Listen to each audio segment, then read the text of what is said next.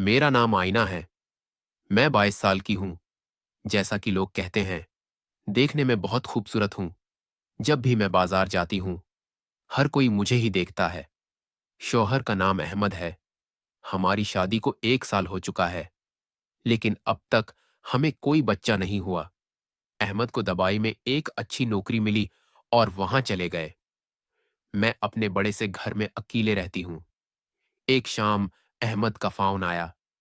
मैंने उनसे कहा, मुझे अकेले अच्छा नहीं लगता। रात को डर भी लगता है। उन्होंने कहा, ठीक है, आईना तुम एक नौकर रख लो जो दिन रात तुम्हारे साथ रहे और सारे काम भी करे। मुझे सुनकर अच्छा लगा। अगले दिन मैंने एक नौकर रख लिया जिसका नाम रजाक था। रजाक 22 साल का था, हटा-कटा और देखने में खूबसूरत। उसका रवैया बहुत अच्छा था और वह सारे काम ईमानदारी से करता। घर का काम खत्म करने के बाद वो मुझसे थोड़ी बातचीत भी करता। मैंने अहमद को फोन पर बताया कि मैंने रजाक को रख लिया है जो सारे काम करता है। अहमद ने रजाक से फोन पर बात की और कहा, तुम मेरी बीवी का ख्याल रखना, सारे काम करना और घर पर ही रहना।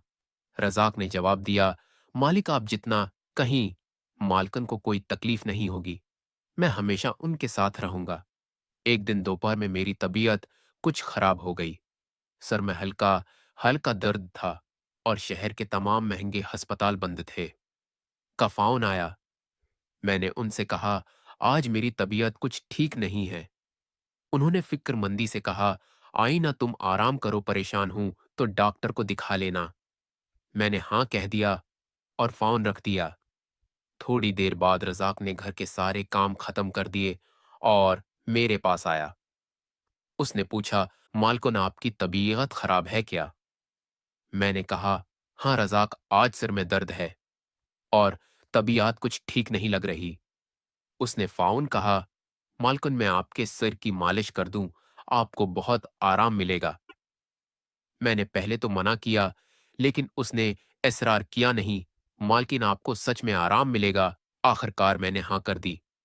रज़ाक कुछन में गया, तेल गर्म करके लाया और मेरे सिर की मालिश शुरू कर दी। उसकी अंगुलियां इतनी हल्की और माहिर तरीके से मेरे सर पर चल रही थी कि सच में मेरा दर्द गम होने लगा।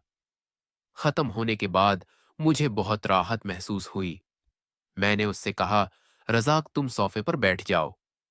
वो मेरे पास सोफे पर बैठ गया और हम दोनों बातें करने लगे। मैंने उससे उसके घर के बारे में पूछा। उसने सादगी से बताया कि वो एक छोटे से गांव से हैं। उसके माँ बाप खेती करते हैं और वो यहाँ शहर में कुछ पैसे कमाने आया है। उसकी बातों में एक अजीब सी ईमानदारी थी जो बहुत अच्छी लगी। धीरे धीरे हमारी बातें बढ़ने लगी।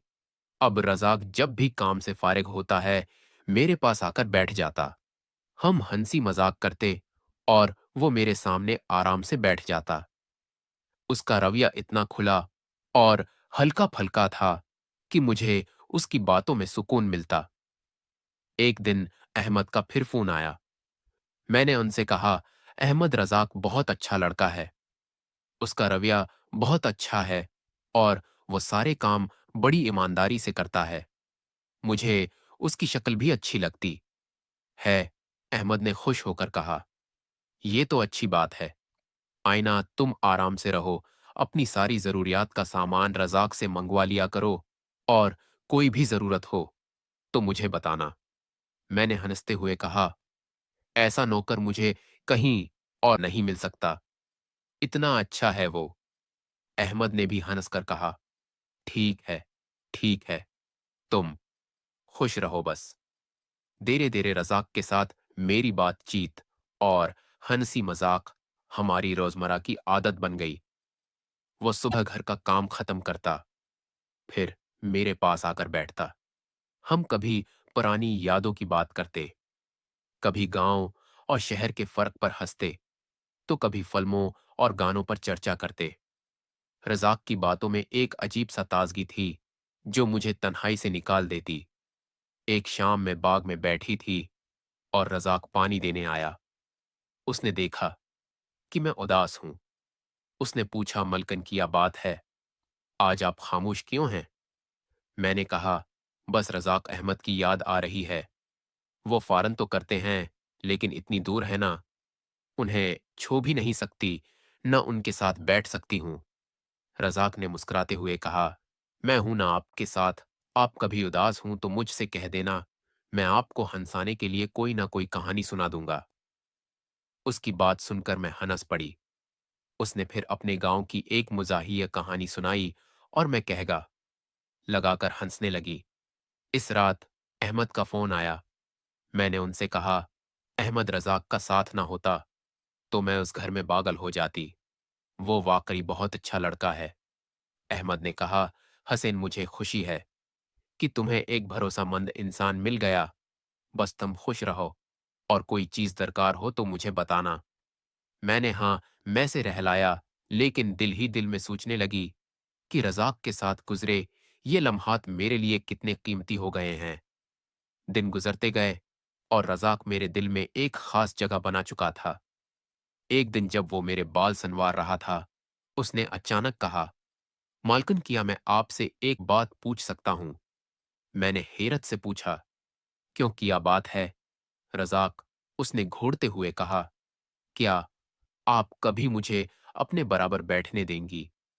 मैंने चौंक कर उसकी तरफ देखा। उसकी आंखों में एक अजीब सी चमक थी।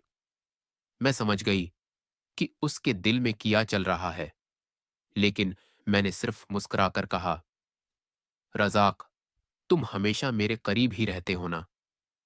उसने मेरा हाथ पकड़ लिया और बोला, नहीं मालकिन, मेरा मतलब है। लेकिन वो अपनी बात पूरी न कर पाया, क्योंकि उसी लम्हे दरवाजे की घंटी बजी। ये अहमद का अचानक वापस आ जाना था।